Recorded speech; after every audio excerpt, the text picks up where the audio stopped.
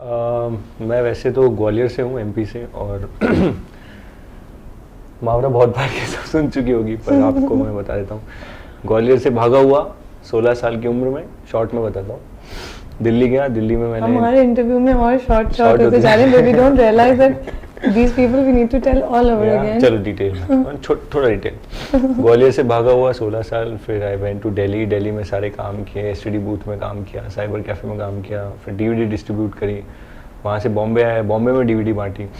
फिर यहाँ पे ऐसी दोस्त ऑडिशन करने जा रहा था, रूममेट, तो उसके साथ चला गया पैदल पैदल, और महाड़ा में ऑडिशन दिया। वहाँ पे मुझे एक टीवी शो मिल गया। टीवी शो मिला तो वो आर्मी शो था, तो क्योंकि शाहरुख सर ने भी आर्मी शो से शुरू किया था, तो यही सोच के मैंने वो भी कर लिया कि कुछ कनेक्शन ही हो जाएगा। फिर वो किया, साउथ में पहली फिल्म मिली, वहाँ पे पहली फिल्म मिली, और उसके साथ फिर दूसरी, तीसरी, चौथी, करीब 8-9 फिल्में मैंने साउथ में करी हैं। और एक बैरी जॉन सर जिन्होंने शाहरुख खान को सिखाया, उनसे मैंने ट्रेनिंग भी करी थिएटर की जब मैं बॉम्बे में था। वो भी इसलिए करी क्योंकि शाहरुख सर ने किया है, तो एक और कुछ ऐसी सोचा कि कुछ हो जाएगा कनेक्शन। फिर बॉम्बे आया। बॉम्बे में मुझे जॉन इब्राहिम सर के यहाँ से कॉल आया। वहाँ पे 17 को शादी की कास्टिंग चल रही थी, वहाँ पे मेरा फिर वहाँ सिलेक्शन हुआ। वो फिल्म मैंने शूट करी, फिर वापस गया हैदराबाद। फिर सनम तेरी कसम के ऑफिस से कॉल आया, और फिर राधिका राव, विनय सबरू, ये ऐसे डायरेक्टर्स हैं जो म्यूज़िक वीडियोस में दे आर एक्सपर्ट्स। इनका तो एक्सपर्टीज़ इस चीज़ में है कि एक्टर्स को बहुत अच्छे से ये लोग प्रेजेंट करते हैं, और इन्होंने करीब 70 ब्लॉकबस्टर गाने दिए हैं। दबंग के गाने इन्होंने किए हैं, प्रेम रतन धन पायो के। तो मैं तो इससे अच्छा लॉन्च, इससे अच्छा ब्रेक हो ही नहीं सकता कि एक नए एक्टर के लिए आप ऐसे एक्सपर्ट्स के साथ काम कर रहे हैं। तो सनम तेरी कसम की कास्टिंग हुई, और मुझे फिर मुहावरा मिली। और फिर मुहावरा बताएंगे आपको। उसके आगे बताऊँ या मैं शुरू से बताऊँ? आप अपना बताइए। बोले फिर आपको मुहावरा बताएंगी, तो मैंने कहा शायद कंटिन्यू करें। मुझे कभी कभी लगता है कि हर्ष की स्टोरी के सामने मेरी स्टोरी कुछ ज़्यादा इंटरेस्टिंग नहीं है। I was 8 when I was doing dramas in my school. I have played Barbie and all those characters that I think every child does. But from there on, I was picked up for theatre plays in my city, and I've done plays like Mary Poppins in Chicago and the typical English plays that happen around the world. So I've taken part in them. From there on, I was chosen for VJing for a channel. From there, I was chosen for my first show that I did for TV.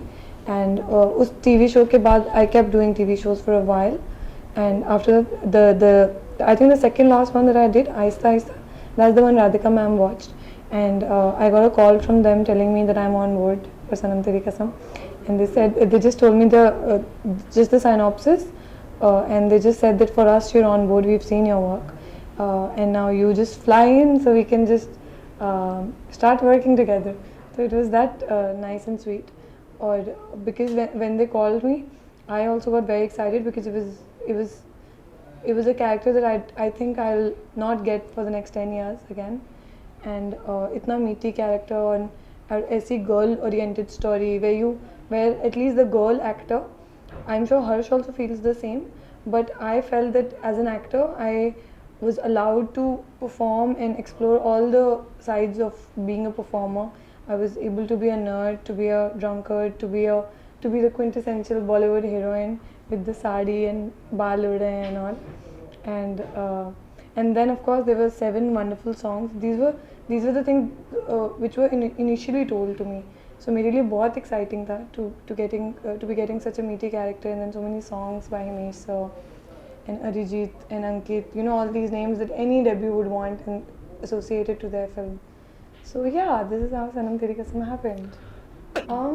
This is not the first Bollywood film that I've been offered. I've been turning down a few films in the past 1.5 year. और उसकी reason सिर्फ ये थी कि मुझे because I was doing such content oriented work in my country, and I was given roles and I was applauded for my performances. तो मुझे कभी भी ये नहीं लगा था कि I can just go and be the eye candy next to a big hero and just look pretty and get away with it. मुझे हमेशा पता था if I'll do that, I probably will not be as appreciated as I am for my performances in the serials.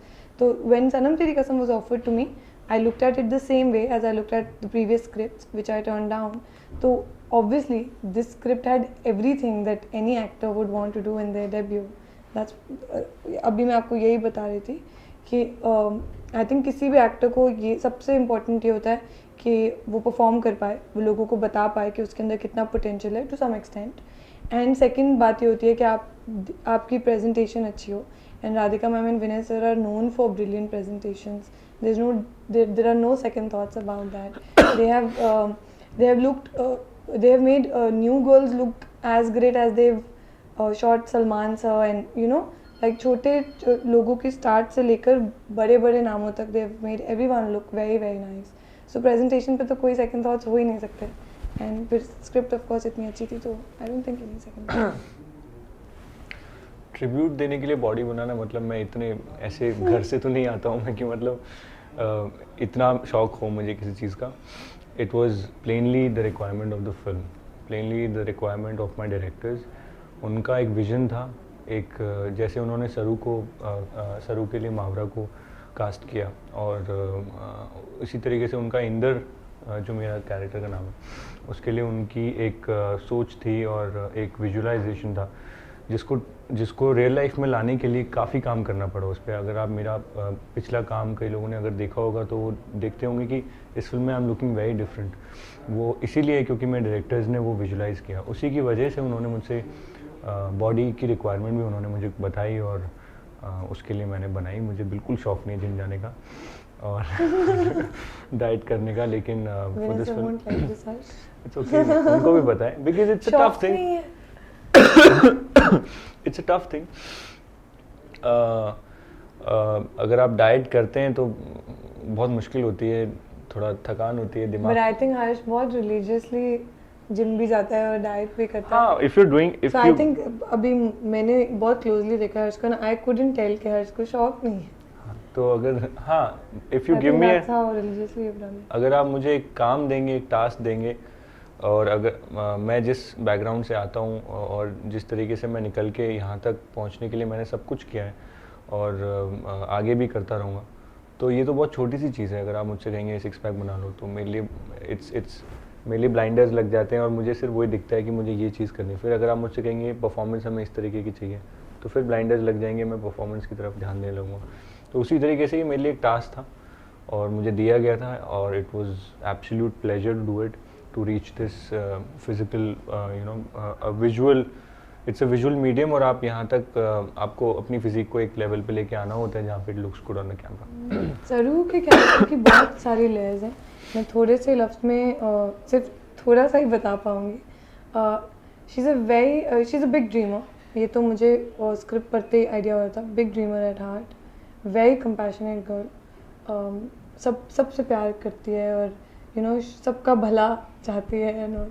But I think सबसे जो प्यारी बात है वो ये कि she is very family oriented, so much so that she will put her family before her dreams. तो I think that's something I also felt is, you know, when you see compassion in a character, that's a quality that I see in every human being as the first thing कि कोई compassionate है या नहीं. तो मेरे film के character में अगर मुझे ऐसा लगेगा कि वो कैरेक्टर compassion से ही बनाया गया है तो ऑब्वियसली मेरे लिए बहुत एक्साइटिंग था.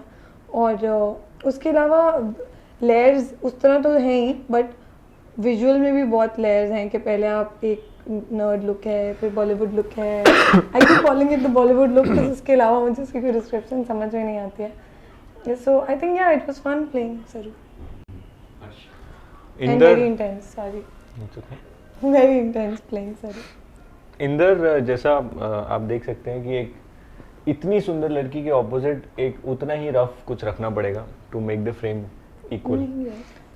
क्योंकि तो उन्होंने मुझे पूरी तरीके से रफ जितना कर सकते थे उतना किया है बाय द फिजिकलिटी और the rawness of the character. और जैसा हम लोग नॉवेल्स में पढ़ते आए, मैं तो नहीं पढ़ता हूँ लेकिन जो मैं सुनता आया हूँ, लोग जो बात करते हैं, जो एक कोमल सी प्यारी सी एक लड़की और उसके ऑपोजिट एक रॉ इंट्रोवर्ट सा साइलेंटली रोमांटिक सा लड़का, तो वैसा लड़का इंदर. एंड जैसा मैं हमेशा बोलता हूँ कि मेरे डायरेक्टर्स का जो विजुअलाइजेशन था उसकी वजह से मुझे बहुत इजी हुआ वो प्ले करने. But I would also like to add कि मैंने अपने डैड की बहुत कॉपी करी है इसमें। और मुझे मेरे लिए हमेशा वो बहुत बड़े एक हीरो थे, हालांकि वो फिल्मी बिल्कुल नहीं थे। उन्होंने कोई फिल्मी काम ज़िंदगी में कभी नहीं किया। Just the way use to stand, जैसे वो बैठते थे, जैसे आप जैसे खड़े, तो आपका एक स्टाइल है खड़े होने का, वो जैसे खड़े होते थे उनका एक स्टाइल होता था, दोनों हाथ ऐसे रख के, कुछ तो अजीब सा वो उनके हाथ ऐसे रहते थे फॉर्म। तो वो चीज़ मैं हमेशा अनकॉन्शियसली मैं शायद नोटिस करता रहा, और कई जगह इंदर में मुझे लगता था कि डैड क्या करते हैं। तो मैंने अपने डायरेक्टर्स को भी कहा कि मैं I would like to imbibe a few things, तो उन्होंने वो काफ़ी खुश हुए। एंड आई होप डैड थोड़े से झलके हैं इस कैरेक्टर में। इट्स ऑन द प्रेमाइस, जो एक लव स्टोरी होती है उसके खूबसूरत पार्ट्स तो हम लोग देखते ही हैं, और आप लोग ट्रेलर में भी देख रहे हैं, गानों में भी देख रहे हैं। लेकिन एक जो रियल लव स्टोरी होती है उसमें एक पेनफुल पार्ट भी होता है, और which is the more real part. उस पेनफुल पार्ट को कितनी खूबसूरती से दिखा सकते हैं, now that is the skill and which my directors are experts in, as she said, they masters in this. तो जो एक रियलिस्टिक एक लव स्टोरी होती है, और रियलिज्म में जो एक पेन होता है, जो एक प्रॉब्लम होती है, जो एक ऑब्स्टिकल होता है लाइफ का, वो उसे कर्स, एक बद्दुआ, जैसे तेरा जाना जैसे कोई बद्दुआ जो फिल्म में जो लाइन है गाने में, तो वो जो बद्दुआ है वो क्या है, और वो फिल्म में किस तरह से आती है, और किस तरह से हम दोनों उससे जूझते हैं। That's why you see the tagline love story seal with a curse. Actually अगर आप जो टाइटल ट्रैक है हमारा सनम तेरी कसम, वो बिल्कुल एप्ट इंटरप्रिटेशन है ऑफ द स्टोरी, जो हर्ष ने भी बोला कि तेरा जाना जैसे कोई बद्दुआ। So that's the love story sealed with the curse. और मुझे ऐसा लगता है कि राधिका मैम और विनय सर जो हैं, हम अक्सर डिज्नी की स्टोरीज देखते हैं, और हम उसमें एक स्टोरी देखते हैं बड़ी प्यारी सी, और उसके बाद वो एक पॉइंट पे जाके एंड हो जाती है जहाँ आता है कि they lived happily ever after. होता क्या है कि वो दिखाते नहीं है। So I think Radhika ma'am and Vinay sir, they are a blend of Disney and real life. That's what they create, that's what I feel that they create. So जितनी Disney moments हैं इस पिक्चर में, जिस तरह मुझे बहुत अच्छा लगा भालू गर्ल बन के, और मुझे बहुत अच्छा लगा खींच मेरी फ़ोटो करके, और जितने भी प्यारे प्यार से भरे हुए मोमेंट्स हैं, और मैं तो उन्हें डिज्नी मोमेंट्स ही कहती हूँ अपने लिए, तो वो हैं। उतना ही फिर लेटर हाफ में आप देखेंगे कि दिखाया है कि उस स्टोरी का अब रियलिटी से कितना ताल्लुक है, और जो हर्ष कह रहे हैं कि उसको, लेकिन उस ट्रेजिडी को, उस पेन को कितनी खूबसूरती से उन्होंने डिलीवर किया है। That's something I really can't wait कि लोग कब देखेंगे उसको। So yeah, it is a love story sealed with a curse, but so beautifully shot. दिल का जब भी मामला होता है मुझे लगता है कि दर्द वहाँ पे होता ही है, और दर्द थोड़ा सा ट्रैजिक हो जाता है कभी कभी। दर्द इज रियल, दर्द नहीं दिखाएंगे तो आई डोंट थिंक कोई भी हम में से ऐसा जो मुझे देख रहे हैं या आप सब लोग कि बोले कि नहीं हमने तो कभी दर्द नहीं एक्सपीरियंस किया, हम तो बिल्कुल Disney life. So I think दर्द is the very essential part of our lives. दिल लगाए तो दर्द तो 100% पैकेज है, it's a package deal. तो उसको कितनी खूबसूरती से विनय सर राधिका मैम ने दिखाया है, वो आप लोग देखिए।